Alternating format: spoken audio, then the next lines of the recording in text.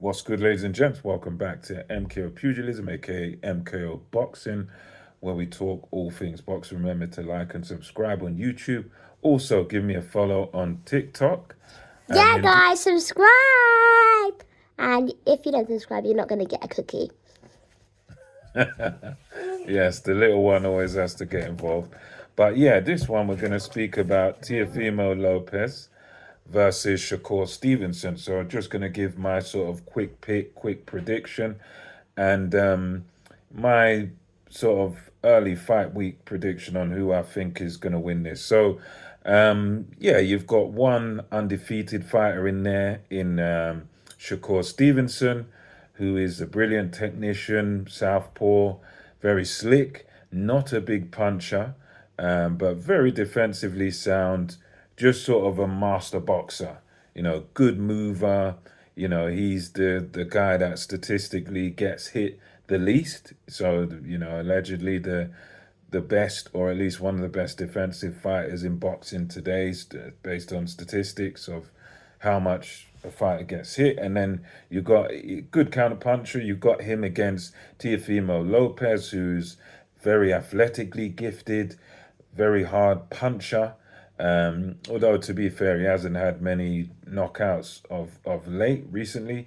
But he is a bit of a puncher, very sound boxer as well. Very awkward in his technique. He's very good at making you miss and making you pay. So he's a counter puncher, likes you to bring the fight to him. And so, yeah, this is going to be a real clash of styles. And we haven't got long to wait, so just a few more days. And yeah, so going into this, for me personally, I suppose it's a bit of a boring pick, but I'm favoring Shakur Stevenson as we go into this fight, and that's simply based on the style matchup. Because with Teofimo Lopez, one thing I've noticed about him is that he does very well against guys that are aggressive. He does very well against come forward fighters, aggressive fighters that bring the fight to him. That's where he thrives, when you're sort of coming to him, and that's where he does well with his counter punching and catching guys with shots as they come, and he gets you on the way in, and he gets to you, and he beats you up that way. That's those are the kind of guys that he thrives against. And outside of that, in terms of what he struggles with, I would say he struggles with movement, with movers.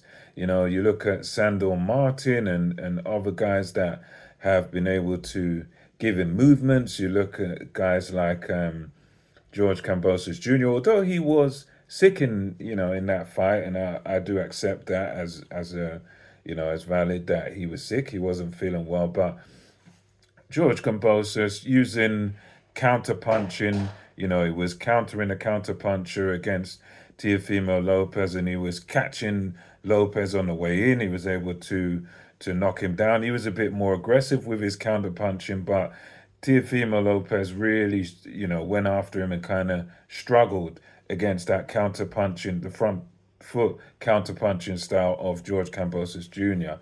And Shakur Stevenson, he's a guy that's got things that I think are going to be kryptonite against a Teofimo Lopez. And I think with the Stevenson, he's got excellent footwork, very fleet-footed. He's a fast mover, and for me, he'll be able to stay out of Teofimo Lopez's way. He'll be able to bring Lopez onto shots.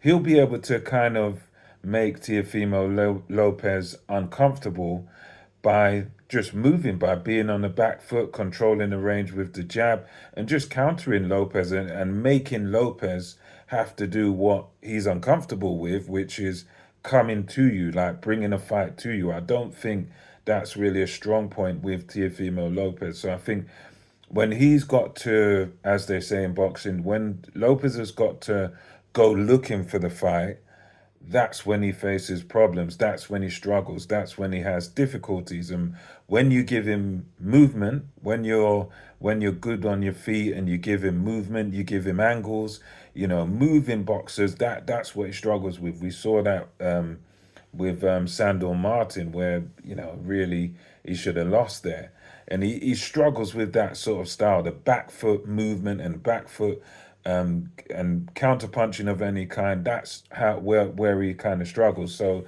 for me, I think simply based on the style of Shakur Stevenson and the reliability, the fact that Shakur Stevenson is able to stick to a game plan for 12 rounds, he's able to box the same way, over the distance. He's a very disciplined fighter, he's a very intelligent fighter, and he'll be able to stick to his tactics and see it through to the end. So I see a Shakur Stevenson points decision as far as results go. I think Shakur Stevenson is going to win this on points.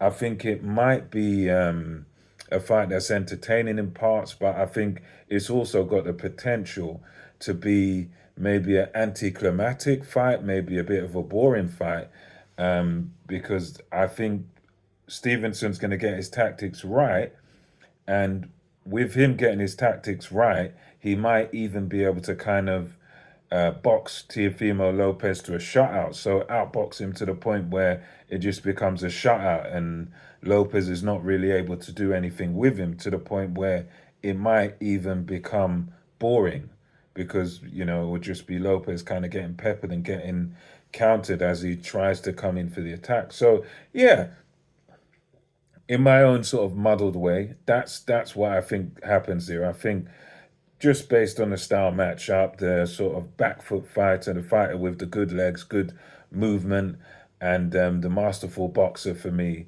that does the conventional things right. He does the fundamentals of boxing right. And I think for Lopez to thrive, he needs you to be bringing the fight to him. He needs you to come to him. He needs you to be aggressive. And a guy like Shakur Stevenson will know that going in, and he'll just box to a game plan and just, keep Lopez on the outside and let Lopez come to him and just counter him and sort of outbox him all night long. That's what I see happening. But anyway, let me know your thoughts on this in the comment section. And until next time, it's MKO Boxing, over and out.